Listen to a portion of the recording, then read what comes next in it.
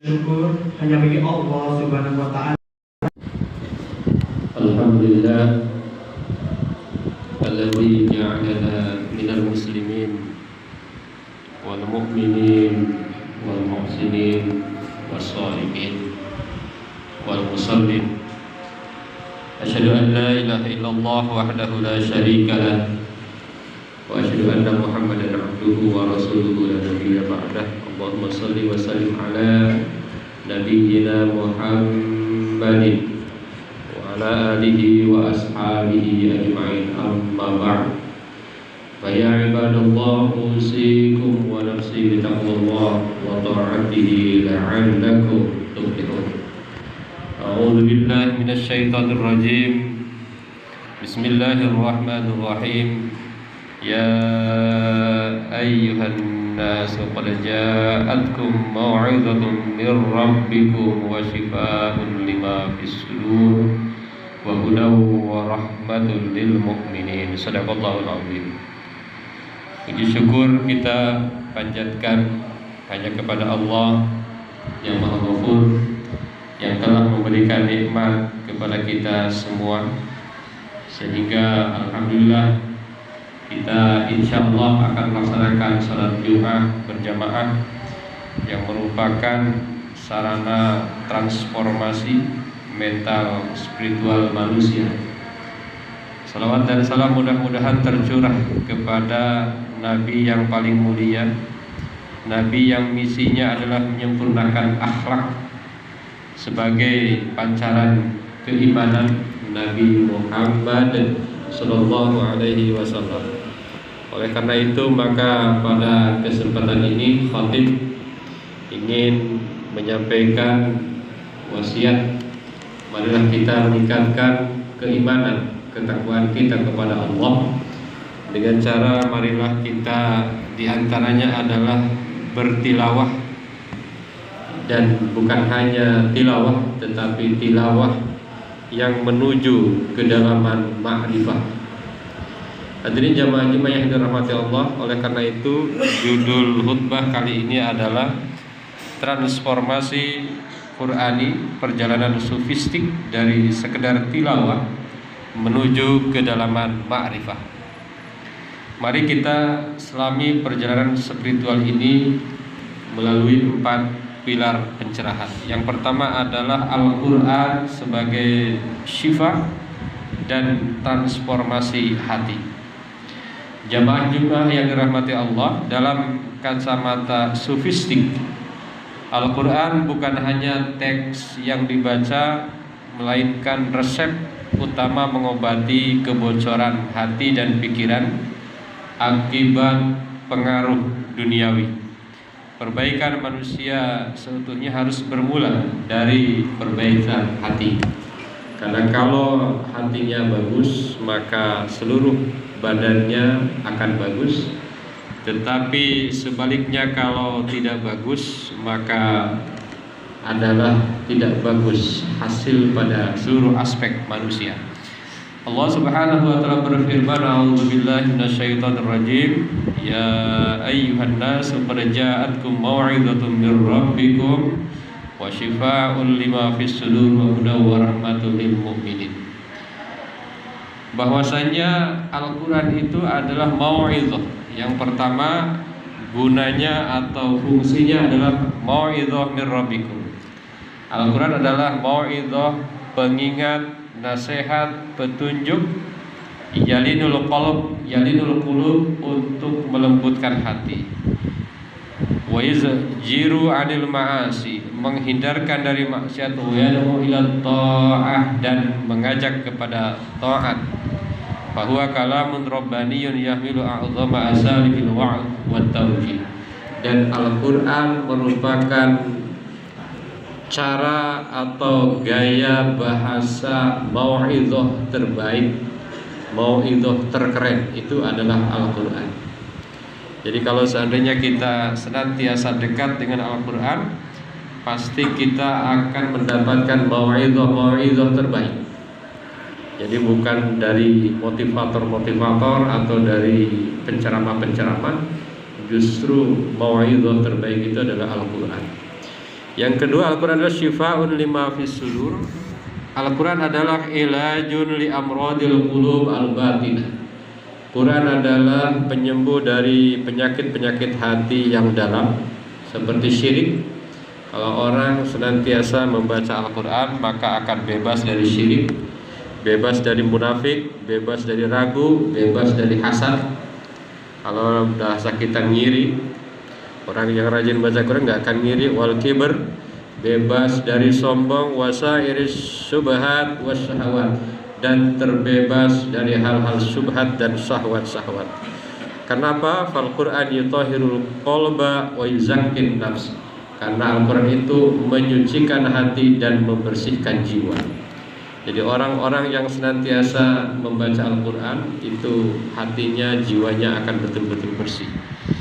Yang ketiga, wahudan. Quran itu adalah petunjuk. Apa maknanya? Al-Quran adalah dilalatun wadihah, petunjuk, dalil yang jelas, ila tariqil haqqi wassiratil mustaqim, kepada jalan hak dan jalan yang lurus.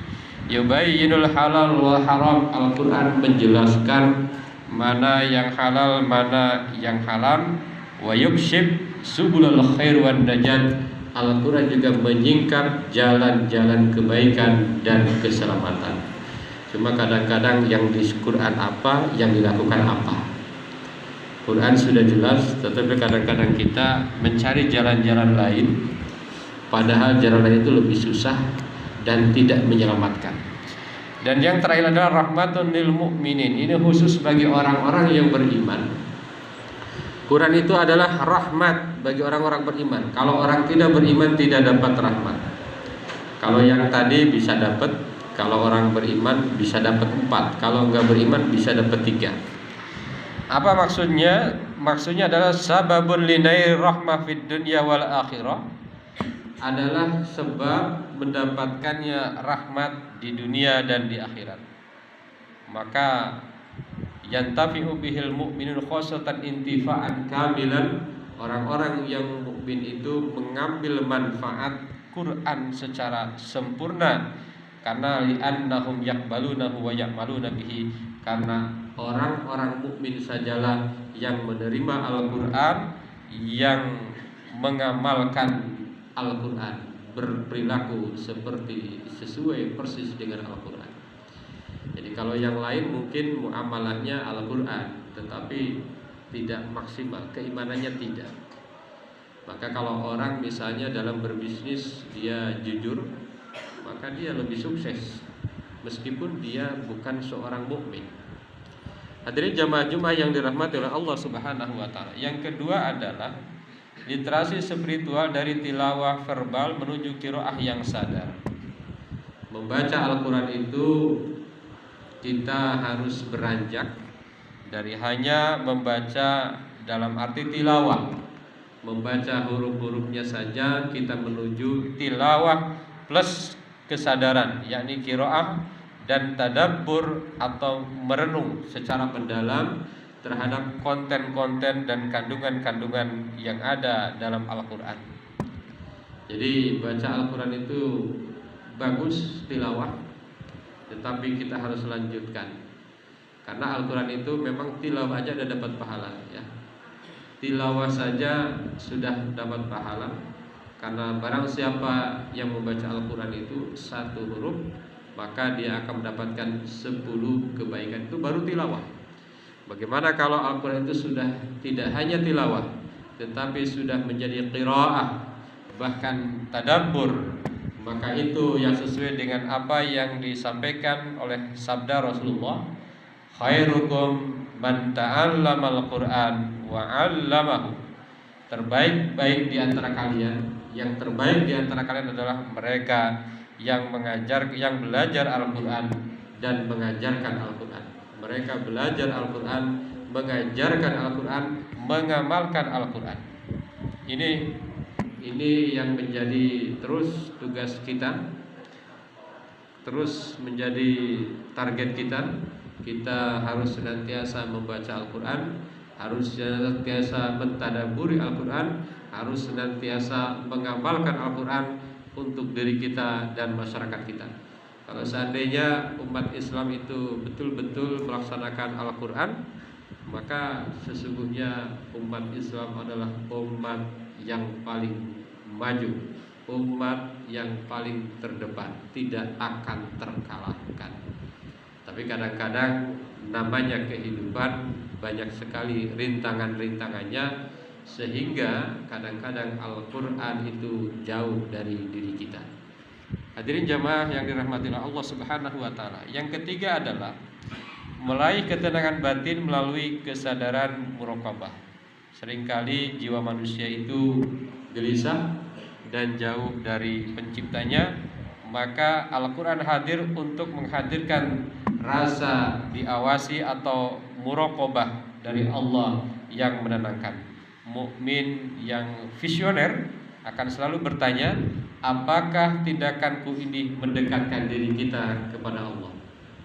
Apakah diri ini semakin dekat dengan Allah, ataukah diri ini semakin jauh dari Allah Subhanahu wa taala? Maka Allah Subhanahu wa taala berfirman, a'udzubillahi minasyaitonir rajim, alladzina amanu wa tatma'innu qulubuhum bidzikrillah, ala bidzikrillahi tatma'innul qulub. Yaitu orang-orang yang beriman dan hatinya tenang dengan zikir kepada Allah. Kata Al-Quran, ala bidzikrillahi tatma'innul qulub. Ingat, hanya dengan zikir kepada Allah hati menjadi tenang. Dalam Al-Quran diungkapkan ala bidzikrillah. Al-Quran tidak bilang ala tatma'innul qulub bidzikrillah, tapi dibalik. Ala bidzikrillahi tatma'innul qulub. Dalam bahasa Arab, kenapa dibalik? Itu menunjukkan makna hanya. Seperti dalam Al-Fatihah, iyyaka na'budu. Allah tidak bilang na'budu iyyaka atau na'buduka. Kenapa? Karena di situ ada kata hanya. Hanya dengan zikir kepada Allah hati akan menjadi tenang. Hanya dengan zikir kepada Allah hati akan mendapatkan ketenangan yang sesungguh-sungguhnya. Kalau yang lain mungkin dapat ketenangan, tetapi ketenangannya tidak maksimal. Ketenangannya hanya fata morgana, ketenangannya hanya tipuan. Tetapi dengan zikir kepada Allah, ketenangan itu akan didapat dengan ketenangan yang sempurna, ketenangan yang tidak ada cat-catnya, ketenangan yang hakiki dari Allah Subhanahu wa taala. Kalau kita masih sering gundah-gulana, atau pasti kita dalam sebulan, dalam setahun ada hari-hari yang gundah, maka dekatilah Al-Quran dan zikir-zikir yang lainnya. Itulah yang akan menenangkan hati kita. Hadirin jamaah Jumat yang dirahmati Allah, yang terakhir adalah puncak makrifah, meleburnya ego dalam ridho ilahi. Kedalaman makrifat adalah ketika seorang hamba tidak lagi diperbudak oleh dunia dan egonya sendiri. Jadi ketika kita ini ingin mendapatkan ma'rifatullah, intinya adalah bahwa ketika kita ini tidak dikungkung oleh dunia, tidak dikungkung oleh nafsu sendiri, oleh ego, tetapi ibadah kita ini ibadah yang transformatif, di mana iman menjadi imam. Iman menjadi imam. Jadi iman kita yang akan membawa kita, yang akan memimpin kita atas nafsu kebinatangan dalam dirinya sendiri. Orang yang mengenal Allah adalah menemukan bahwa ilmu adalah penghibur terbaik dalam kesendirian, dan segala sesuatu yang baik adalah manifestasi dari sifat jamal Allah Subhanahu wa taala. Tanpa transformasi perilaku, tanpa adanya perubahan perilaku, maka ibadah itu adalah hampa yang hanya akan menghasilkan kelelahan fisik. Ketika kita sholat, kalau seandainya sholat kita adalah sholat yang ma'rifatullah, maka sholat itu betul-betul menghadirkan kedamaian. Maka di dalam Al-Quran dikatakan bahwa mintalah pertolongan kepada Allah dengan sholat, karena sholat itu begitu berat. kecuali bagi orang-orang yang khusyuk.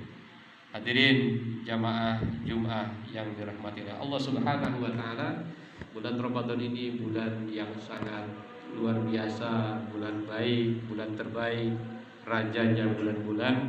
Mudah-mudahan kita semua terus bisa mentransformasi diri kita, terutama berkaitan dengan Al-Quran. Kita baca Al-Quran, yang belum baca kita baca, yang belum bisa baca belajar baca, yang sudah baca jangan hanya membaca, tetapi kita pahami, kita tadabburi, dan mudah-mudahan kita bisa melaksanakannya. Barakallahu li wa lakum fil Qur'anil azim wa nafa'ana wa iyyakum bima fihi minal ayati wa dzikril hakim. Aqulu qouli hadza astaghfirullahal azim.